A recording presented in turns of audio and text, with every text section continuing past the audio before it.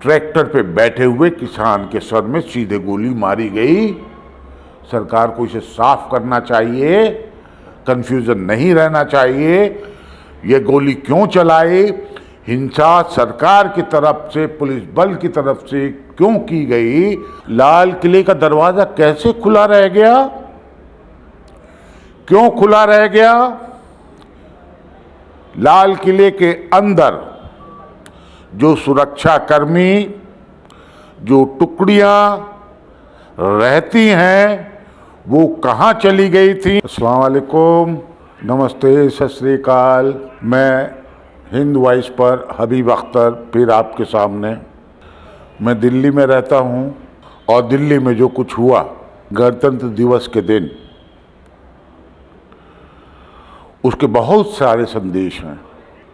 एक संदेश ये है कि दिल्ली हड़बड़ी, बेबस और असुरक्षा के माहौल में रही गणतंत्र दिवस वाले दिन। एक बात। दूसरी बात ये, किसानों ने नैतिक रूप से अपनी जीत दर्ज कर दी। भले ही सरकार उनकी मांगों को जब भी माने या ना माने, लेकिन उन्होंने दिल्ली के अंदर आकर और अपना विरोध प्रदर्शन करके ये साबित कर दिया कि वह जीत गए और एक खतरे की घंटी बजाकर चले गए। लौट गए वो अपनी पुरानी जगह पर, देर रात तक लौटे। लेकिन उनके इस आंदोलन ने, इस प्रदर्शन ने, उनकी इस रिपब्लिक परेड ने बहुत सारे सवाल दूसरे भी खड़े कर दिए हैं। एक तो ये कि क्या हम मौजूदा सरकार के दौर में सुरक्षित हैं?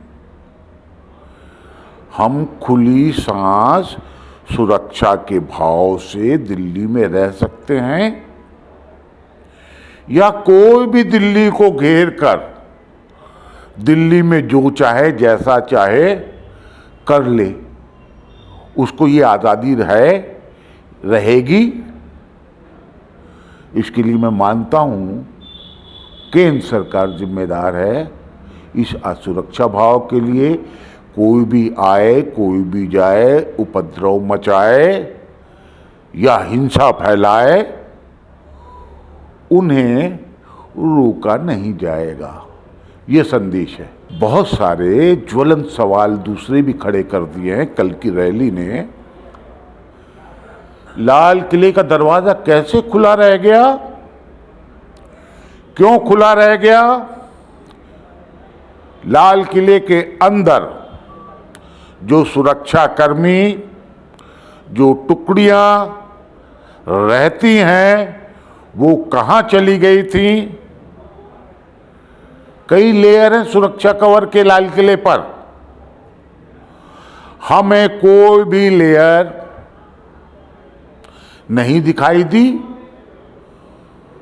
प्रधानमंत्री जिस स्थान से खड़े होकर भाषण देते हैं हर साल 15 अगस्त पर, उस जगह पर सैकड़ों लोग पहुंच गए, गुंबदों पे पहुंच गए।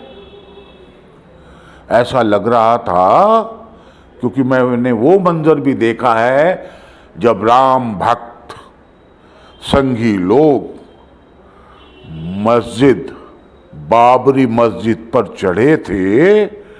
अचानक मुझे एक झटका सा लगा, पूरे देश को लगा होगा कि कहीं वो मंजर दोहराया जाने वाला तो नहीं है। वो गुंबदों पे चढ़े हुए थे, सैकड़ों की संख्या में थे। खुदा का शुक्र है वैसा कुछ नहीं हुआ। उन्होंने सिर्फ किसानों का झंडा फहराया, निशान साहिब वाला झंडा फहराया, देशभक्ति के नारे लगाए, किसान जिंदाबाद कहा, लेकिन अगर सोचिए, हालांकि वह व्यक्ति कौन है झंडा फहराने वाला, इसको सरकार को बिल्कुल साफ ढंग से साफ करना चाहिए और उसको सामने लाना चाहिए।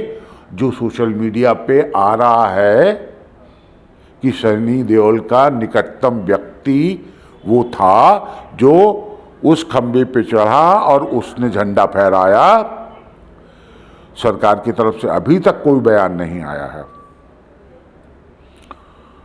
मैं प्रदर्शन के दौरान रिपब्लिक डे परेड जो किसानों ने की, उसमें किसी भी तरह की जो हिंसा हुई है उसकी मैं सख्त लफ्ज़ों में निंदा करता हूं और पूरा देश हिंसा के खिलाफ है। लेकिन भोले भाले, सीधे साधे, सीधे रास्ते पे चलने वाले किसानों के ऊपर पुलिस दमन जो हुआ, लाठीचार्ज जो हुआ, आंसू गैस के गोले छोड़े गए और कहा जाता है आईटीओ पर ट्रैक्टर पे बैठे हुए किसान के सर में सीधे गोली मारी गई। सरकार को इसे साफ करना चाहिए, कंफ्यूजन नहीं रहना चाहिए। ये गोली क्यों चलाई, हिंसा सरकार की तरफ से, पुलिस बल की तरफ से क्यों की गई, जबकि वो शांतिपूर्वक ढंग से आना जाना चाहते थे। और कुल मिलाकर मेरा मानना है पूरी परेड शांतिमय रही, शांतिमय ढंग से चली। मैं इसके लिए उन लोगों को बधाई देना चाहता हूं जो लोग इसका नेतृत्व कर रहे थे। उन्होंने किसी भी तरह से अराजक नहीं होने दिया। हर बड़े आंदोलन में कुछ घुसपैठिए, कुछ गलत नियत वाले लोग आ जाते हैं, उनको रोकने की जिम्मेदारी सिर्फ आंदोलनकारियों की नहीं होती है। सुरक्षा जो देश की कर रहा है, दिल्ली की कर रहा है और देश पे जो राज कर रहा है उसकी जिम्मेदारी होती है कि उन सारी चीज़ों पर भी नज़र रखे। किसानों के बीच में शूटर भेजा गया, पूरी दुनिया जानती है। खराब लोग उसके अंदर शामिल हुए, उनको रोकने की जिम्मेदारी किसकी थी, वो रोका नहीं गया और बेवजह किसानों के मत्थे मढ़ने की ज़रूरत नहीं है ऐसी चीज़ों की। मैं तो डरा हुआ था पहली बार जब लाल किले पर उनको देखा, गुंबदों पर देखा, बाबरी मस्जिद पर जिस तरह से चढ़े थे लोग, उस तरह से इनको चढ़े हुए देखा। मैं कांप सा गया था अंदर से कि लाल किला जहां से हर साल हमारे प्रधानमंत्री देश के नाम संदेश देते हैं, उसको भी डैमेज ना कर दिया जाए। और जिस तरह का हुजूम था, जिस तरह के लोग थे, जिस तरह की अपार शक्ति थी, लाखों ट्रैक्टर थे, लाखों लाख लोग थे, शुक्रिया करना चाहता हूं उन सब लोगों का। उन्होंने इंडिया गेट की तरफ रुख नहीं किया, जो कि आईटीओ से मात्र 1.5 से 2 किलोमीटर की दूरी पर है। पार्लियामेंट केवल 3 और 4 किलोमीटर के बीच की दूरी पर है। उस तरफ न गए, न लोगों को जाने दिया। धन्यवाद। लेकिन सरकार के लिए यह सब बहुत बड़ी चुनौती है, चेतावनी है कि अगर दिल्ली को चारों तरफ से इस तरह से घेर लिया गया, घेरने की मंशा से, राजधानी को नुकसान पहुंचाने की मंशा से अगर घेर लिया गया, तो दिल्ली का क्या होगा, दिल्ली के राजकाज का क्या होगा। ये सरकार की कुल मिलाकर नाकामयाबी है, असफलता है, विफलता है। इस सरकार को जल्दी से जल्दी किसानों की बात, किसानों की मांगें, तीनों कानून फौरन वापस लेना चाहिए। जो कुछ उनको दिखाना था शक्ति, शांतिमय था, उन्होंने सब दिखाई है। अब सरकार घोषित करे कि वो इनको वापस ले रही है, इन कानूनों को वापस ले रही है, और उनसे निवेदन करे किसानों से कि हमने आपका ये कानून जो आपकी मांग थी वो हमने मान ली है, अब अपने घर को चले जाएं, और सरकार गारंटी दे कि आइंदा इस तरह का प्रदर्शन दिल्ली पे नहीं हो, लोग असुरक्षित ना हों, योजनाबद्ध तरीके से कोई गलत नियत वाला इस तरह की का कोई काम बदनीयत से कर देगा, दिल्ली का क्या होगा। मुझे नादिर शाह भी याद आने लग गया था उस वक्त।